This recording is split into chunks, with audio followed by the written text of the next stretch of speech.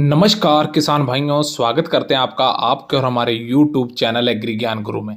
किसान भाइयों, बेहद ही महत्वपूर्ण अच्छी जानकारी के साथ वीडियो लेके आए हैं। वीडियो में जानकारी देंगे हमारी जो अगेती गेहूं की फसल किसान भाइयों ने जिन्होंने की है, तो गेहूं की फसल उनकी इस समय 60 से 70 दिन की अवस्था में चली गई है। यानी ये वह अवस्था है कि इस समय पे अब जिन्होंने अगेती ज़्यादा दिन पहले गेहूं की बुआई की है, तो उनकी फसल में इस समय पर जाकर बालियां धीरे धीरे निकलना शुरू हो जाएंगी। 60 से 70 दिन की अवस्था में पहुंचने के बाद आपको किन चीज़ों का ध्यान रखना है, कौन सी स्प्रे करनी है जिससे कि आपका जो उत्पादन बढ़े। क्योंकि अब ये एक ऐसी अवस्था हो जाती है कि इस समय अगर आप थोड़ी सी भी गलती करते हैं तो आपके उत्पादन पे फर्क पड़ेगा।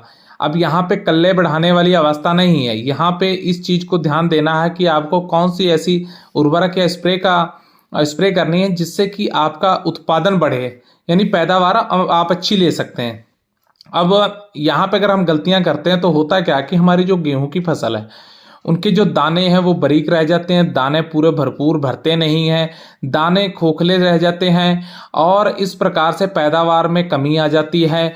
और बाकी बात रह गई जैसे भूसे की, तो जो इसकी भूसा होता है, तूड़ी होती है, वो क्या होती कि पौधे का अगर अच्छे से ग्रोथ नहीं हुई होती है तो वो कमजोर रह जाता है। तो उस पर दोनों चीज़ों पे फर्क पड़ता है, दाना भी कमजोर रहता है, पैदावार कम हो जाती है और तूड़ी या भूसा जो है जिसको जो भी बोलते हैं वो भी कम हो जाता है। और ज़्यादातर किसान भाइयों ने जानवर रखे हुए हैं तो तूड़ी की जैसे 2 सालों से मारामारी चल रही है, उनको गेहूं के साथ साथ तूड़ी की भी जरूरत पड़ती है। ऐसी चीज़ बताएंगे कि आप इस समय पे उस चीज़ की स्प्रे करेंगे तो आपके दाने जो हैं अच्छे भर के आएंगे, अच्छे मजबूत होंगे और तना इसमें मजबूत होगा, अच्छा पौधा होगा।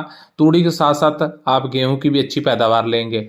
तो किसान भाइयों, होता क्या है कि हम लोग बेसल डोज के रूप में बहुत सी उर्वरकों का इस्तेमाल नहीं करना होता। जो बेसल डोज होती है हमें वही प्रयोग करनी होती, क्योंकि बहुत सारे वीडियो आपको यूट्यूब पे मिल जाएंगे, तरह तरह के किसानों को जानकारियां दे के भटकाते हैं।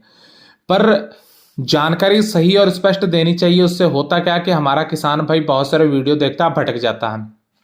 अब जो कल्ले निकलने का सही समय वो 40 से 45 दिन का होता है। बहुत सारे यूट्यूबर जो हैं वो क्या कर रहे हैं, 50-50 दिन 60-60 दिन की फसल पे भी कल्ले निकाल रहे हैं। ये कल्ले निकालने की अवस्था नहीं होती है।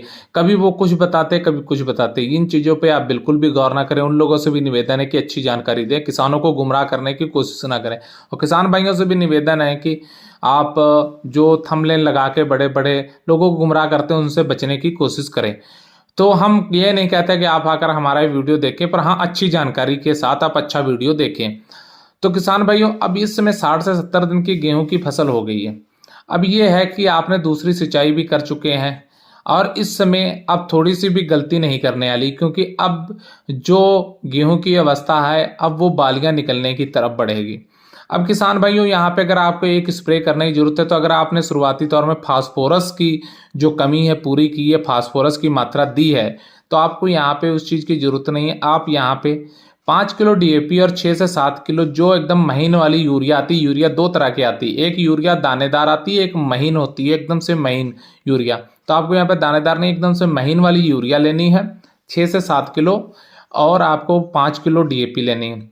इन दोनों का घोल बनाकर 130 से 140 लीटर पानी में मिलाकर आपको अपनी गेहूं की फसल में स्प्रे कर देनी। इसकी जब स्प्रे करेंगे आप, तो इससे होगा क्या कि इस समय पे आपका जो पौधा है वो मजबूत तना बनाएगा। मजबूत तना बनेगा तो पौधा अच्छी तरह से बढ़वार करेगा और जो दाना है वो भी मजबूत आएगा। और दाना मजबूत होगा तो इस तरह तरीके से आप अच्छी पैदावार ले सकते हैं। दानों में खोखलापन नहीं आता है, मजबूत दाना आता है, पैदावार पे बहुत बड़ा फर्क पड़ जाता है। इस समय पे आप इस चीज़ की स्प्रे कर सकते हैं। अच्छा तगड़ा पौधा होगा तभी आपकी जो तूड़ी है भूसा वो भी बनेगा। अगर पौधा कमजोर रह जाएगा, छोटा रह जाएगा, तो तूड़ी भी नहीं बनेगी। तो आपको इस समय इस चीज़ का प्रयोग करना है। तो किसान भाइयों, उम्मीद करते हैं हमारे द्वारा दी गई जानकारी से आप संतुष्ट हो गए। जानकारी अच्छी लगी तो वीडियो लाइक कीजिए, शेयर कीजिए और चैनल को सब्सक्राइब करके पास वाली घंटी दबा लीजिए। धन्यवाद।